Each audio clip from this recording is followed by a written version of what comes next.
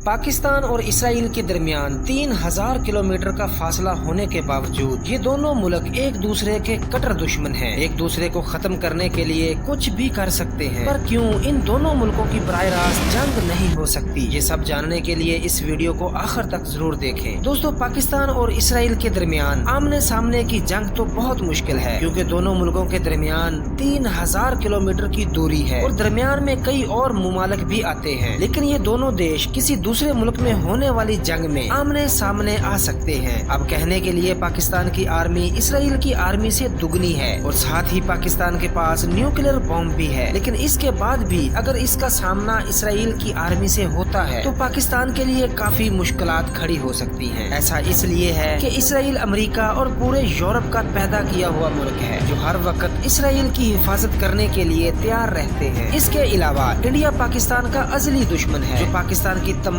मशरकी सरहद के साथ जुड़ा हुआ है। इसराइल को खत्म करने से पहले पाकिस्तान को सबसे पहले इंडिया को खत्म करना पड़ेगा, क्योंकि इंडिया और इसराइल का गठजोड़ बहुत पुराना है। ये दोनों देश पाकिस्तान को खत्म करने के लिए कई बार कोशिश कर चुके हैं, लेकिन हर बार पाकिस्तान आर्मी और ISI ने इनके नापाक इरादों को नाकाम कर चुकी है। दोस्तों, इसराइल के लिए सबसे बड़ा खतरा पाकिस्तान का न्यूक्लियर बॉम्ब है। इसराइल किसी भी हाल में नहीं चाहता कि पाकिस्तान उसके किसी दुश्मन देश को न्यूक्लियर टेक्नोलॉजी दे। जब 1977 में पाकिस्तान न्यूक्लियर बॉम्ब बनाने जा रहा था, तब उसको रोकने के लिए इसराइल इंटेलिजेंस एजेंसी मोसाद और इंडिया इंटेलिजेंस एजेंसी रॉ ने न सिर्फ कोहोटा ऑपरेशन लॉन्च किया, बल्कि उसे रोकने के लिए उसे हवाई हमले से खत्म करने की कोशिश भी की थी। लेकिन उससे पहले ही पाकिस्तान की इंटेलिजेंस एजेंसी ISI को पता चल गया। उसने रॉ और मोसाद के एजेंट्स को गिरफ्तार करके इस भयानक मंसूबे को नाकाम बना दिया। दोस्तों, देखा जाए तो इसराइल की शुरू से ही कोशिश रही थी कि पाकिस्तान किसी भी तरह न्यूक्लियर टेक्नोलॉजी हासिल न कर सके। इसलिए इंडिया की खुफिया एजेंसी रॉ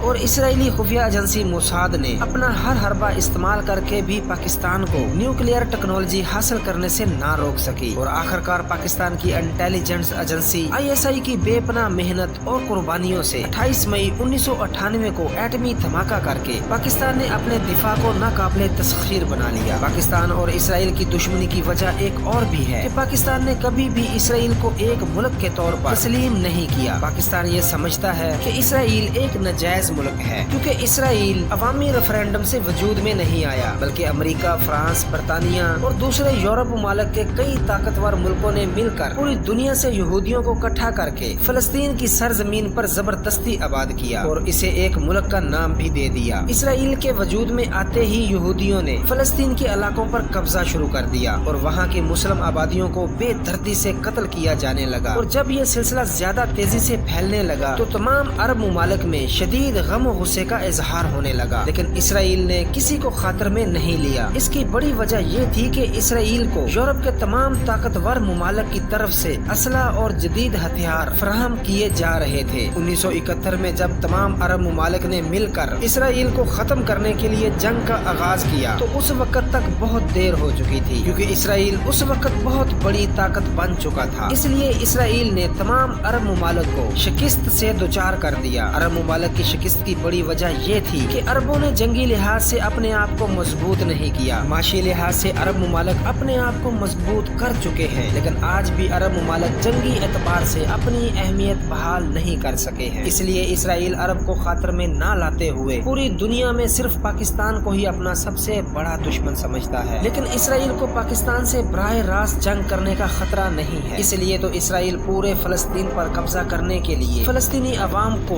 बमबारी करके बेदर्दी से शहीद कर रहा है, जिसका मुशाहिदा आप न्यूज चैनल, सोशल मीडिया और अखबारात में हर रोज कर रहे हैं। पाकिस्तान दिफाई लिहाज से तो बहुत मजबूत हो चुका है, लेकिन माशी एतबार से पाकिस्तान बहुत कमजोर रहा है। अपने महदूद वसाइल और कुछ ईमान फरोश और वतन फरोशों की वजह से पाकिस्तान अपने बका की जंग लड़ रहा है। मुस्लिम मुल्क होने की वजह से आधी दुनिया, जिनमें ज्यादातर तरक्की याफ्ता मुल्क हैं, पाकिस्तान को मटाने के दर पे हैं। जब तक पाकिस्तान माशी एतबार से खुद कफील नहीं हो जाता, तब तक पाकिस्तानी अवाम और हुक्मरान सिर्फ इस दर्दनाक इसराइल के मुजालम को देख सकते हैं, लेकिन कर कुछ नहीं सकते। दोस्तों, इसराइल के मुजालम पर और पाकिस्तान की मौजूदा हालत पर अपनी राय का इजहार जरूर कीजिएगा। हमें आपकी राय का इंतजार रहेगा। ऐसे ही इंफॉर्मेटिव वीडियो हम आपके लिए लेके आते रहेंगे। इसके लिए हमारे चैनल को सब्सक्राइब कर लें और बेल आइकन को जरूर दबा दें, تاکہ نیو اپڈیٹ سب سے پہلے آپ تک پہنچ سکے۔ ملتے ہیں کسی نئی ویڈیو کے ساتھ، تب تک کے لیے خدا حافظ۔